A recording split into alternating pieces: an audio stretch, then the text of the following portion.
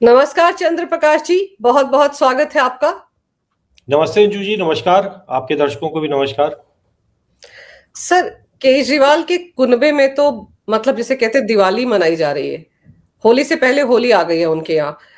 जो राहत उनको राउज एवेन्यू कोर्ट के स्पेशल सीबीआई जज से मिल गई है, उसको वो सेलिब्रेट कर रहे हैं। लेकिन इसके बाद उनके नेता या खुद केजरीवाल या सिसोदिया जिस तरह से चैनल्स पर आ रहे हैं, प्रेस कॉन्फ्रेंस की केजरीवाल ने, उसमें उनके टारगेट पर सिर्फ और सिर्फ मोदी और शाह हैं। मोदी को दोषी ठहराया जा रहा है कि उनसे पूछा जाए क्या वो माफी मांगेंगे जब हमको इतनी बड़ी राहत मिल गई। क्या सच में बहुत बड़ी राहत मिल गई है केजरीवाल को इस मामले में, या अभी मुश्किलें और भी हैं? देखिए, जहां तक उनके उत्सव की बात है, होली दिवाली की बात, तो होली दिवाली तो वो हमेशा मनाते रहे हैं। आम आदमी पार्टी जब जब भी उनको एक बेल मिलती थी, कोई एक छोटी सी टिप्पणी उनके पक्ष में आती थी, तो वो उसको अपनी जीत बताते हुए, या कई बार होता है कि एक सीट भी जीत गया किसी राज्य में तो उसको भी अपनी जीत बताकर उस पर वो जश्न मना लेते हैं। तो वो तो एक अलग विषय है। असली बात जो है वो राजनीति की, जिसमें आप कह रही हैं, जिसमें कि किस तरीके से वो टारगेट कर रहे हैं लगातार सरकार को, नरेंद्र मोदी को। तो भाई देखिए, इस पूरे केस के कुछ बहुत बेसिक फैक्ट्स हैं, और वो फैक्ट्स अब जनता जानती है।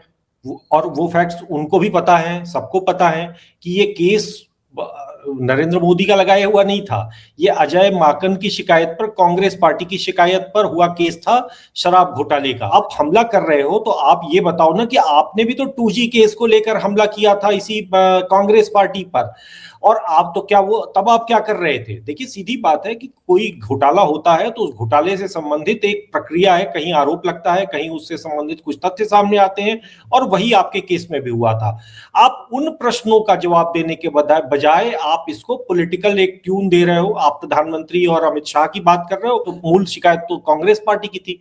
नरेंद्र मोदी ने क्या किया? नरेंद्र मोदी को आपको फंसाना होता तो फिर तो अभी बहुत सारे आपके केस, शीश महल और तमाम सारे भी केस चल रहे हैं ना अभी। तो उसमें आपको प्रश्न उत्तर दे भी सामना करना है। स्वाति मालीवाल पे जो हमला हुआ है, नरेंद्र मोदी चाहते तो उसमें आपको जेल डाल देते। तो भाई सीधी बात है कि राजनीति में आप अपना नाखून कटा के शहीद बनने की आपकी पुरानी आदत रही है। आप एक बार फिर से कोशिश कर रहे हो, क्योंकि इस बार आपके हाथ में एक कोर्ट का एक आदेश भी है, आपका एक तार्किक आधार है, जिसके कारण कई बार आप बिना झूठ में, बिना किसी कारण के भी आप जश्न ऐसे अपनी जीत मना चुके हो। इस बार आपके पास कारण है, लेकिन ये कारण भी तदर्थ है, कुछ समय के लिए है। अभी आप खुश हो लो, जश्न मना लो। अभी कोर्ट की कार्रवाई बंद नहीं हुई है, अपील हो चुकी है। आपको इस चार्जशीट में जो पॉइंट्स लिखे गए हैं, जो मूल प्रश्न है कि भैया क्या घोटाला हुआ ही नहीं, भाई मुख्य बात है कि घोटाला तो हुआ है ना। तो जो मुख्य प्रश्न है उसका भी आपको उत्तर देना है, क्योंकि घोटाला तो हुआ है और सरकार आप ही की थी, निर्णय आपके कैबिनेट के थे। तो उसका एक तो उत्तर है। दूसरा बात है कि भाई पॉलिसी आपने वापस क्यों ले ली थी? आपने पॉलिसी क्यों वापस ले ली थी? अगर सब कुछ ठीक था तो आप अड़े रहते, क्या दिक्कत थी, क्या समस्या थी? लेकिन मन में चोर था, आपने पॉलिसी वापस ली। और इसके अलावा इस पूरी केस की कार्रवाई में बहुत सारे और तथ्य हैं कि भैया बहुत सारे पैसों की लेन देन हुई है, जिसमें बार बार आपका नाम आ रहा है। नाम आना पर्याप्त नहीं होता, देखिए कोई नाम आरोप लगा दिए नहीं होता। लेकिन वही बात है कि क्या आपने, जब आपसे जांच एजेंसियों ने आपके मोबाइल फोन को अनलॉक करके मांगा था, तो क्या आपने दे दिया था? अगर मैं झूठ नहीं, अगर मैं सच्चा हूं, घोटा और कट्टर ईमानदार हूं, तो फिर मुझे किस बात का डर? ये लो फोन जांच करो। लेकिन आपने कोऑपरेट नहीं किया था। और दूसरी बात है कि अब आज के डेट में अपराध अब वैसे नहीं होते जैसे पहले होते थे कि कुछ ही लोग बचे हैं जो पुरानी पीढ़ी के थे, कि जिनके घर में छापा पड़ता है और नोटों के बंडल बरामद होते हैं। अब जितने शातिर अपराधी हैं उनको पता है कि कहां पर और कैसे छुपाना है। तो वो चीज तो आपके केस में भी आई थी कि ये बात आया था कि क्रिप्टो करेंसी के रूप में इन्होंने रखा हुआ है और ये विदेश भेजे जा चुके हैं पैसे। तो बात वही कि सारे प्रश्नों का एक पूरा अंबार है आपके सामने। उन प्रश्नों की जांच अभी बाकी है। कोर्ट ने आपको उन प्रश्नों की जांच, उस चार्जशीट में लगे हुए आरोपों पर, मेरिट पर अभी कोई बात नहीं की है। ठीक है, मतलब बात नहीं की है ये कहना भी गलत है, क्योंकि उन्होंने अपना एक व्यू कर दिया कि नहीं, इसमें कुछ दम नहीं है। ठीक है, वो उन्होंने कहा है। आगे अभी और भी जज कोर्ट्स हैं और उसमें आपको भी उन प्रश्नों का उत्तर देना पड़ेगा। यहां बच के निकल गए, ट्रायल तो हुआ नहीं आपका। ट्रायल होता, के वकील अगर अपनी दलीलें रखते तो हो सकता है कि समुद्र मंथन में कुछ विष निकलता आपका। इस बार तो आप उस समुद्र मंथन से बच गए, लेकिन कहां तक बचोगे? पर अब तो सीबीआई जो है वो दिल्ली हाई कोर्ट पहुंच गई है। दिल्ली हाई कोर्ट में उन्होंने इस फैसले के खिलाफ याचिका दायर कर दी है, तो स्टे लगने के चांसेस है। इसके अलावा और क्या क्या हो सकता है इस केस में? देखिए, इस केस में कानूनी ऑप्शन, चूंकि ये जो हुआ है ये भी पहली बार हुआ है, ये अपने आप में बड़ा अनप्रेसिडेंटेड था, पहली बात। दूसरी बात है कि अरविंद केजरीवाल को लेकर जो कानूनी कार्रवाइयां हैं जो अब तक देखी गई हैं वो सभी अनप्रेसिडेंटेड रही हैं। जब वो जेल में थे तो उस समय इस देश की सुप्रीम कोर्ट ने उनको ये कहते हुए जमानत दी थी कि आप चुनाव प्रचार कर सकें। इससे पहले किसी भी राजनेता पूरे इस देश के 70 साल के 80 साल के लोकतांत्रिक इतिहास में किसी नेता को चुनाव प्रचार करने के लिए इस तरीके से, जिसमें वो चुनाव खुद नहीं लड़ रहा है, उसको उस चुनाव में चुनाव प्रचार करने के लिए उसको बेल नहीं मिली थी। तो वो एक एक्सेप्शन क्रिएट किया गया था आपके लिए। इस देश का कोई मुख्यमंत्री नहीं था इससे पहले या कोई नेता नहीं है जिसकी गिरफ्तारी पर अमेरिका, जर्मनी और यूनाइटेड नेशंस ने बयान जारी किया हो और दुनिया भर की कई और देशों और संगठनों ने चिंता जताई हो। जब आप जेल में थे उसी समय झारखंड के मुख्यमंत्री हेमंत सोरेन भी जेल में थे, उनके लिए किसी ने नहीं कोई चिंता जताई। उनके जेल में जाने से किसी को लोकतंत्र खतरे में नहीं दिखाई दिया। तो अरविंद केजरीवाल का जो असली रूप है, अरविंद केजरीवाल का जो आज घड़ियाली आंसू तो मैं कह रहा हूं, मेरा ओपिनियन है कि घड़ियाली ही है। उनको जानने वाले जानते हैं कि वो उनका रोना, उनका हंसना, उनका कपड़ा पहनना, शर्ट पहनना और रेनॉल्ड्स की पेन लगाना सब एक मायावी अवतार है उनका। वरना तो कोई अगर इतना सरल सीधा और रोने वाला व्यक्ति होता तो अपने घर में आई अपनी ही पार्टी की नेता स्वाति मालीवाल को जूतों से मार के भगाया नहीं होता ना इसने। इतना ही सरल रोने वाला व्यक्ति होता तो अपनी पार्टी की कार्यकर्ताओं के साथ हो रही छेड़खानी पर कार्रवाई करता ना, अगर इतना ही संवेदनशील होता। तो ये कोई संवेदनशील नहीं, केजरीवाल इस खेल में बड़े बड़े नेताओं पे भारी है। तो अब बात वही आती कि देखिए अब क्या होगा, तो कुछ भी अनप्रेसिडेंटेड होगा, क्योंकि जब सब कुछ अनप्रेसिडेंटेड अभी हुआ है तो आगे भी अनप्रेसिडेंटेड होगा। लेकिन एक सामान्य रूप से जो एक कानूनी कार्रवाई के रूप में मुझे यही लगता है कि वापस आएगा ट्रायल कोर्ट, क्योंकि ट्रायल तो केस का चलना ही होगा। अगर वाकई में कोई ऐसी बात देख ली है ट्रायल कोर्ट के जज ने जिसमें उनको लग रहा है कि वाकई में इस केस में सीबीआई ने कोई लापरवाही की है, तो वो चीज भी सामने आ जाएगी। अगर सीबीआई ने लापरवाही की है तो वो भी तो देश को पता चलना चाहिए कि भाई सीबीआई ने कहीं कुछ जांच में ढिलाई कर दी। क्या पता कांग्रेस पार्टी की थ्योरी सही हो, लेकिन मैं किसी कॉन्स्पिरेसी थ्योरी में नहीं जाना चाहता हूं। मेरा बस ये मानना है कि एक सामान्य भारत के एक सामान्य नागरिक के रूप में हमें ये चाहिए कि आपका वो केस एटलीस्ट ट्रायल तो हो, सबूत रखे जाएं, आप उनके पक्ष में विपक्ष में अपनी दलीलें तो रखें, दोनों पक्ष के वकील अपनी अपनी बात तो कहें और देश को पता तो चले कि भैया ये जो मोबाइल तोड़े गए थे ये किस खुशी में तोड़े गए थे। क्या उन मोबाइल में कोई ऐसी समस्या आ रही थी, उनके हैंडसेट में ऐसी प्रॉब्लम आ गई थी कि सिसोदिया जी को उनको चटक के तोड़ देना पड़ रहा था। और दूसरी बात है कि भाई बहुत सारे भी बातें, और वो भी 100-200 फोन अगर तोड़ दिए जाए, आप अपना फोन अनलॉक नहीं करना चाहते हो, आप मतलब ऐसे कौन से व्यक्ति, आपके फोन में ऐसा कौन सा डेटा है, कोर्ट की निगरानी में आपका फोन चेक किया जाता? ऐसा तो है नहीं कि उसमें कुछ ऐसा डाल दिया जाता या मोदी जी को आपको फोन देना था। तो आप मोदी जी करते रहो, लेकिन ये केस कोर्ट में है और इस देश में कोर्ट और सरकार में अंतर है। उस कोर्ट से कई बारी सरकारों के विरुद्ध भी निर्णय आते हैं, उसके कोर्ट से विपक्ष के भी विरुद्ध में निर्णय आते हैं। अब आप उसको लेकर और आप अपना शहादत अगर दिखाना चाहते हो तो दिखा लो, 2-4-10 दिन या हो सकता है 1-2 साल और की बात हो। ये भी तो सवाल उठ रहा है ना चंद्र प्रकाश जी की सीबीआई की विशेष अदालत ये भी तो कह सकती थी कि ये सीबीआई सबूतों को लेकर नहीं आई है, दोबारा से सबूत लेकर आए, लेकिन स्ट्रेट अवे खारिज कर देना कि इसमें तो ऐसे सबूत है ही नहीं जिनमें इनके ऊपर कोई ट्रायल चलाया जाए। और ताजुब इस बात का होता है 23 के 23 छूट गए, 1-2 भी छूट जाए तो भी समझ में आता है, तो पूरा का पूरा कुनबा जो है वो निर्दोष साबित हो गया। तो ऐसे फैसलों पर सवाल उठते हैं और ऐसे में आपको लगता है कि अगर दोबारा दिल्ली हाई कोर्ट इस फैसले की फाइल को राउज एवेन्यू कोर्ट भेजता है तो जज बदल सकते हैं? देखिए ये इस बारे में अनुमान लगाना कोई लाभ नहीं है। क्या तो सारे विकल्प हैं, सभी तरह के विकल्प खुले हैं, क्योंकि जज जब कह चुके हैं, एक जज कह चुके हैं कि सुनवाई योग्य नहीं है, तो उन्हीं जज को आप कैसे दोबारा दोगे कि सुनवाई करो? मतलब ये कोई वो तो है नहीं कि भाई आपने होमवर्क नहीं किया, आप फिर से कहा जाए कि आप होमवर्क करो, तो ऐसा नहीं होता। अब ये समझने की बात है एक सामान्य व्यक्ति को कि इनका कोर्ट से तकनीकी ग्राउंड पर डिस्चार्ज हुआ है। डिस्चार्ज करना मतलब कि केस को शुरू करने से पहले ये एक्विटल नहीं हुआ है, दोष मुक्त तो नहीं हुए। केस को प्रथम दृष्टया उन्होंने ये कहा कि भाई प्रथम तो इस केस में तो कुछ है ही नहीं और सब कुछ फर्जी है।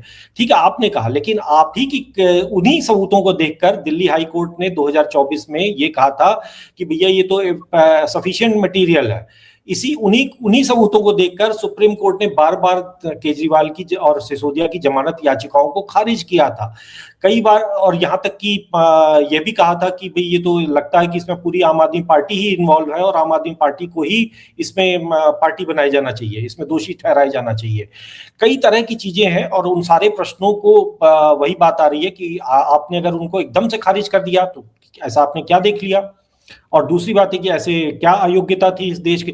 मतलब देखिए एक चीज बात आती है कि मतलब इस चीज को कहा जा रहा है, मैं किसी को उसमें वो नहीं कह रहा हूं, लेकिन कि भाई अगर आपने कहा कि सीबीआई के इन्वेस्टिगेशन ऑफिसर जो हैं उनके खिलाफ डिपार्टमेंटल इंक्वायरी की जाए, हो सकता है किसी तरह की कोई गड़बड़ी जज साहब को दिखी हो तो उन्होंने कहा हो, लेकिन अगर उन्हीं सबूतों को देखकर उन्हीं इन्वेस्टिगेशन ऑफिसर के बनाए हुए सबूतों के आधार पर सुप्रीम कोर्ट कन्विंस था, दिल्ली हाई कोर्ट कन्विंस था, तो फिर क्या वो भी कॉम्प्रोमाइज थे? वो भी लोग जो थे वो नरेंद्र मोदी के सुप्रीम कोर्ट के जज साहब और दिल्ली हाई कोर्ट के भी जज साहब जो थे वो सुप्रीम कोर्ट के नरेंद्र मोदी के इशारे पे काम कर रहे थे? संभव नहीं है। तो फिर वही बात आती है कि आप पॉलिटिकल बयानबाजी कुछ भी कर लो, कोर्ट कचहरी की कार्रवाई अपने तरीके से चलती है। अभी आज एक निर्णय है, एक जज साहब को हमेशा होता है, हम देखते हैं, क्योंकि आप याद करिए कि इनको एक निर्णय हुआ था, एक बार इन्हीं केजरीवाल साहब को बेल मिल गई थी दिल्ली की एक ट्रायल कोर्ट से, और जब वो बेल मिली तो उसके बाद वही जश्न मना खूब, तो सीबीआई भागी भागी पहुंची और फिर उसके बाद उस निर्णय पे स्टे लगा था कि भाई ऐसे कैसे बेल दे सकते हो। निर्णय को लेकर कुछ प्रश्न उठे थे। तो न्यायपालिका में ये सामान्य बात है भाई, प्रश्न, इसीलिए तो 3 स्तरीय प्रणाली है, हर कोई परफेक्ट थोड़ी है। जब 3 फिल्टर आपके लगते हैं तब जाकर न्याय होता, मतलब न्याय का एक ज्यादा उसकी फुल प्रूफ होता है, फुल प्रूफ सिस्टम है। तो अभी इतनी जल्दी जश्न मना लेना, और ऊपर से तब जबकि एक्विटल नहीं है आपका, ये एक्विटल नहीं है, तकनीकी ग्राउंड पर आपको छोड़ दिया गया है। हो सकता है कि आगे अभी कुछ पूरा केस पलट जाए और हो सकता है आपकी बात सही हो। दोनों ही बातें मैं कह रहा हूं, इसलिए कह रहा हूं क्योंकि सीधी बात है, अभी जश्न मनाने का भी कोई औचित्य नहीं है और अभी कुछ और कहने का भी कोई औचित्य नहीं है। लेकिन ताजुब तो इस बात की कि केजरीवाल ने जब प्रेस कॉन्फ्रेंस किया तो कहा कि राउज एवेन्यू कोर्ट के जज ने कहा है कि केजरीवाल और सिसोदिया दोनों कट्टर ईमानदार हैं। और जब ये सवाल पूछा गया एक टीवी चैनल पर एंकर द्वारा कि आपने कहां से कहा, मुझे जरा जजमेंट में बताइए कहां पर जज साहब ने ये लाइन लिखी है कि आप केजरीवाल और सिसोदिया कट्टर ईमानदार हैं, तो कोई जवाब नहीं था उनके पास। और आपको याद होगा आम आदमी पार्टी कई ऐसे फैसलों को अपने तरीके से इंटरप्रेट करके सुर्खियां बटोर लेती है, अपनी वाहवाही कर लेती है। तो यहां पर भी शुरुआत हो चुकी है। देखिए अरविंद केजरीवाल ने जो आज किया कि मतलब अपनी बात को कोट करते हुए, अपने मन की बात को कोट करते हुए कहा कि भाई कोर्ट ने कहा कि अरविंद केजरीवाल कट्टर ईमानदार हैं, मनीष सिसोदिया कट्टर ईमानदार हैं। तो पहली बात तो ये तो कोर्ट ने कहा नहीं है, और दूसरी बात है कि ये जो ट्यूशन है, ये जो ज्ञान है, अब पता नहीं अरविंद केजरीवाल ने राहुल गांधी से सीखा, दोनों पता नहीं, कई बार लगता है कि राहुल गांधी उनसे सीख रहे हैं, कई बार लगता है केजरीवाल राहुल गांधी से सीख रहे हैं। ये दोनों एक ही डर्रे पे चलने वाले पॉलिटिशियन है इस समय। तो यही काम राहुल गांधी ने भी किया था 2019 के समय, उन्होंने और ये कहा था कि चौकीदार चोर है, और उस समय कंटेम्प्ट का मामला आया था सुप्रीम कोर्ट में। ये कंटेम्प्ट की तरह सुप्रीम कोर्ट ने इसको उनका और माफी भी मांगी थी उनके वकीलों ने। तो बात वही राहुल गांधी के, तो अब वही बात है कि अरविंद केजरीवाल ने भी वही अटेम्प्ट किया है, और उनको मालूम है कि कोर्ट कचहरी की कार्रवाई होगी तो चुपके से एक माफी मांगने के तो ये एक्सपर्ट रहे, मतलब दर्जनों तो माफी मांग चुके हैं ये, अभी कितनी और माफिया इनको मांगनी है, तो इनको कोई फर्क नहीं पड़ता। अंततः देखिए बात वही है कि ये एक लीगल प्रोसेस का पार्ट है, ऐसा कुछ वो नहीं है। और जैसा कि हम लोगों ने शुरू में वही बात की कि अरविंद केजरीवाल को उस पर भी तो सफाई देनी चाहिए कि 2G और जो तमाम घोटाले के आरोप जो यूपीए सरकार पे लगे थे, वो रामलीला मैदान में और जंतर मंतर पे आप ही तो लगाया करते थे ना। वो किसके इशारे पे लगाया करते थे, वो किसके कहने पे लगाया करते थे। तो बात वही है कि देखिए अभी बहुत तरह की, अभी ये कह देना और जमीन पर आकर उसको किस तरीके से उसका रेप्लिकेशन होता है, दोनों में बड़ा अंतर है। पर एक चीज और है कि जैसे ही ये खबर आई, जो राहत मिली केजरीवाल को और साथ में जो 23 आरोपी थे, तो सबसे ज्यादा परेशान तो कांग्रेस हो गई है। वही कांग्रेस जो पहले अपनी पीठ थपथपाया करती थी कि हम लोगों ने इस घोटाले का खुलासा किया था, अब वो ये कह रहे हैं कि एक साजिश के तहत चुनावी मौसम में इनको जानबूझकर राहत दिलाई गई है बीजेपी द्वारा। अब बात वही आती है ना कि भाई क्यों करेंगे, सरकार क्यों बरी कराएगी इनको, और दूसरी बात है बरी कराएगी तो क्या जज साहब जो हैं वो क्या सरकार के कहने पे निर्णय देते हैं? अगर बरी कराना होता तो उसी दिन क्यों अपील कर देती सीबीआई, बैठ जाती। दूसरी बात है कि अभी मतलब ठीक है आप कह रहे हो, लेकिन कांग्रेस पार्टी वास्तव में कंफ्यूज है। कांग्रेस पार्टी को ये पता ही नहीं है कि उसकी राजनीति, भाई खतरा उनके लिए है पंजाब में लेकिन क्या इस निर्णय से अरविंद केजरीवाल ने अगर की स्थिति कमजोर है पंजाब में, तो क्या बहुत मजबूत हो जाएगी कि दिल्ली में मैंने शराब घोटाला नहीं किया था ऐसा वो प्रूव कर लेंगे? देखिए दिल्ली में भी अरविंद केजरीवाल शराब घोटाले के कारण ये गलत नैरेटिव बनाया जा रहा है। आप याद करिए, लोग एकदम से भूल जाते हैं चीजों को। अरविंद केजरीवाल दिल्ली में अपने कुशासन के कारण हारे थे, अपने शीश महल के कारण हारे थे, टूटी हुई गलियों और कचरे के पहाड़ के कारण हारे थे, सड़कों पर जो बिल्कुल मतलब सड़कों की खराब स्थिति थी उसके कारण हारे थे। अरविंद केजरीवाल भूल चुके हैं, शराब घोटाला निश्चित रूप से उसने उनकी इमेज को डेंट किया था, वो एक पहला हथौड़ा था, लेकिन शराब घोटाला मेन कारण नहीं था। शराब घोटाले के ही कारण नहीं आ रहे थे शराब घोटाला। और सबसे बड़ी बात है कि शराब घोटाला कब हो रहा था, ये भी सोचने की बात है कि उससे पहले कोविड की दुर्व्यवस्था जो थी 2020-2021 की, जब ऑक्सीजन नहीं था अस्पतालों में, लोग मर रहे थे, उस समय ये आबकारी नीति बन रही थी। 2021 की ये नीति है। तो जिस समय देश को ऑक्सीजन की जरूरत, दिल्ली को ऑक्सीजन की जरूरत है, उस समय दिल्ली का मुख्यमंत्री शराब की नीति बना रहा था। ये इसमें ये बताने वाली चीज है। अब उसमें घोटाला हुआ है ये भी एक तथ्य है, ये इसमें कोई इससे इनकार नहीं कर सकता कि घोटाला, क्योंकि पॉलिसी ही आपकी ऐसी है। और दूसरी बात है कि आपने क्यों वापस ले लिया? अगर वो पॉलिसी इतनी अच्छी थी तो आपने वापस क्यों ले लिया? और आपने ऐसा नहीं कि किसी ने उसको वापस लेने का, आपने पैंतरेबाजी, कोई मांग नहीं थी कि वापस लिया जाए, आपने पैंतरेबाजी करते हुए और कानूनी खेल खेलते हुए आपने उसको वापस ले लिया और कोर्ट में एफिडेविट दे दिया कि भैया हमने तो जो चीज हुआ ही नहीं, अपराध हुआ ही नहीं, तो मेरे पर केस कैसे बनेगा? अंततः ये बात वही आती कि जनता का पैसा था वो, और घोटाला हुआ था, ये भी एक तथ्य है, सरकार उससे इनकार नहीं कर सकती है। सारे जितने भी सरकारी तरीके हैं, क्योंकि आपकी जो पॉलिसी थी उसमें जिस तरीके से आपने फेरबदल किया, प्राइवेट सप्लायर्स को आपने, जो प्राइवेट कंपनीज को आपने फायदा पहुंचाया, सरकार को के खजाने पे आपने चोट पहुंचाई, वो सब तो तथ्य है, वो तो आंकड़ा है, उसमें कहीं आप क्या बदलाव कर लोगे? हाँ, ले दे के बात वही आती है कि ये पूरा जो षड्यंत्र की कॉन्स्पिरेसी वाली जो थ्योरी है वो कोर्ट में अभी क्वेश्चन में है। और दूसरी बात यह है कि भाई जनता का पैसा, अगर आप कट्टर ईमानदार हो तो कहीं खड़े होकर चले, कोर्ट में नहीं, चुनावी रैली में खड़ा होकर बताओ ना कि मैंने जो शराब की नीति बनाई थी और उसके कारण वो क्यों बहुत जरूरी थी, जब दिल्ली को ऑक्सीजन की जरूरत थी उस वक्त दिल्ली को शराब पिलाने की मैंने तैयारी क्यों की थी, क्यों मैं दिल्ली के शराब की दुकानों पर, सरकारी शराब की दुकानों पर एक पे एक फ्री मिल रहा था खंबा, क्यों दिल्ली में जो है शराब की नदियां बह रही थी उस समय, हर गली मोहल्ले, हर मतलब नुक्कड़ चौराहा और सब जगह शराब की दुकानें खुल रही थी धक्का। चलिए ठीक है, रेवेन्यू बढ़ाने के लिए आप कर रहे थे, ये भी मान लेते, लेकिन रेवेन्यू बढ़ा क्या? नहीं बढ़ा। सरकार के आपके उस पूरी तमाशे से क्या कुछ खजाने का फायदा हुआ? नहीं हुआ। तो बात वही आती है कि जब अगर जनता का पैसा नुकसान हुआ, किसी ने खाया, 45 करोड़ रुपए करीब करीब जो है गोवा के चुनाव में गया, आपकी पार्टी ने वहां जिस दम से लड़ा था, आपकी पार्टी के पास इतने फंड कहां से, इतने पैसे कहां से आ रहे थे? गोवा चुनाव में जो आपने बड़े बड़े कटआउट्स और बड़ी मतलब कोई बीजेपी और कांग्रेस क्या चुनाव लड़ेंगी जितना आपने गोवा जैसे छोटे राज्य में जिस तरीके का आपने पैसा झोंका था अपने चुनाव में, तो क्या वो किसी ने देखा नहीं है? सीधी बात है कि यही शराब घोटाले का पैसा था और वो जनता का पैसा था, वो जनता मतलब जो अपना टैक्स पे करता है उसका पैसा था। तो वो सारे सवालों का जवाब दे दो तो आप हो जाओगे कट्टर ईमानदार, लेकिन उसके जवाब मिले कहाँ? लोगों को आशा थी कि कोर्ट से मिलेंगे, नहीं मिले, आप दे नहीं रहे हो, आप अपना फोन तक खोलने अनलॉक करने को तैयार नहीं हो। आशा करते हैं कि ठीक है, कोई हाईकोर्ट या सुप्रीम कोर्ट के स्तर पर कुछ इसका निदान होगा, जनता जानेगी कि भाई कट्टर ईमानदार हैं तो कितने हैं। ये मामला दिल्ली हाईकोर्ट जा रहा है तो फाइल तो दोबारा खुलेगी, ट्रायल तो होगा ना, कोई भी मामला होगा उसका ट्रायल होने के बाद भले ही छूट जाए तो बात अलग है, लेकिन ट्रायल तो होना जरूरी है ना। यहाँ तो ट्रायल से पहले ही राहत मिल गई। देखिए इसी केस में ईडी की जो चार्जशीट है वो दाखिल हो चुकी है, ये सीबीआई की जो था उसमें इनका ये हुआ है गुफअप। तो भाई जब केस एक घोटाला है, एक पैसों की लेन देन का एक सबूत, दो एजेंसीज है, उसके कॉन्स्पिरेसी जो षड्यंत्र वाला पोर्शन है वो सीबीआई जांच कर रही है, जो आपराधिक षड्यंत्र का मामला है, और जो आर्थिक लेन देन और घोटाले का मामला है वो ईडी जांच कर रही थी।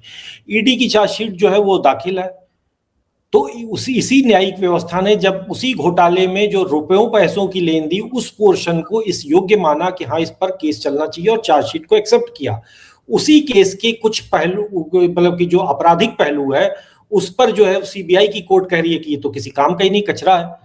तो ये देखिए एक पूरी एक तरह की एक विसंगति है।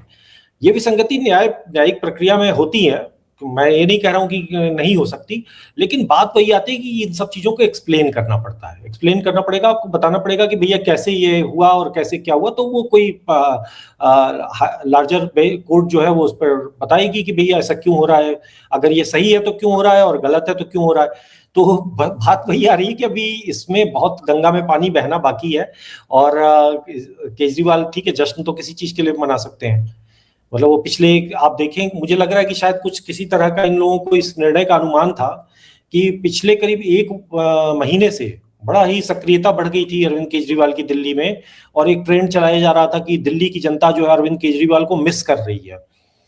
तो दिल्ली की जनता तो पता नहीं कितना मिस कर रही है, मुझे नहीं मालूम, क्योंकि दिल्ली की जनता मिस कर कैसे, लेकिन केजरीवाल को कैसे पता चल गया कि मिस कर रही है मुझे, क्योंकि मतलब ऐसा तो कुछ हुआ नहीं आपका।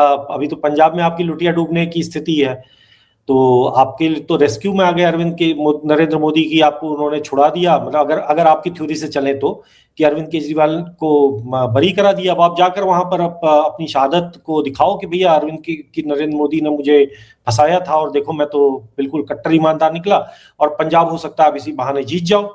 तो अरविंद केजरीवाल को तो ये एक्सेप्ट करना चाहिए, जो कांग्रेस भी कह रही है कि नरेंद्र मोदी उनकी सहायता कर रहे हैं। पंजाब के चुनाव बिल्कुल सिर पर है, और जैसे कट्टर ईमानदार, कोर्ट ने कह दिया कट्टर ईमानदार है, वो जो बातें फिर से सर्कुलेट हो रही हैं कट्टर ईमानदार, उसी थ्योरी को आगे लेकर ये पंजाब विधानसभा चुनाव लड़ेंगे। अपनी प्रेस कॉन्फ्रेंस में केजरीवाल ने यही तक कहा कि कल को तो वो स्टालिन को गिरफ्तार कर लेंगे, ममता बनर्जी को गिरफ्तार कर लेंगे, और अब पश्चिम बंगाल में ममता बनर्जी भी ईडी से परेशान है, तो आप देखिए वो भी इस थ्योरी को हाथों हाथ ले लेंगे कि देखिए उधर केजरीवाल को परेशान किया, इधर मुझे परेशान किया जा रहा है।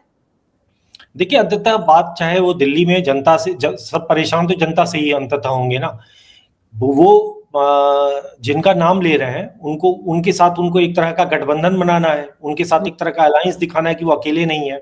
लेकिन बात, आप जो यहाँ पर हारे अपने कुशासन के कारण हारे, ठीक है, वोटों का बढ़ो, आप चूंकि सत्ता में थे, आपने पूरे सत्ता के तंत्र को अपने पक्ष में यूज किया। दिल्ली में लोग जो जानते हैं दिल्ली में कि किस तरीके इनका पूरा जो संगठन है नीचे के स्तर पर, एक तरह से आपराधिक किस्म के गिरोहों का संगठन था।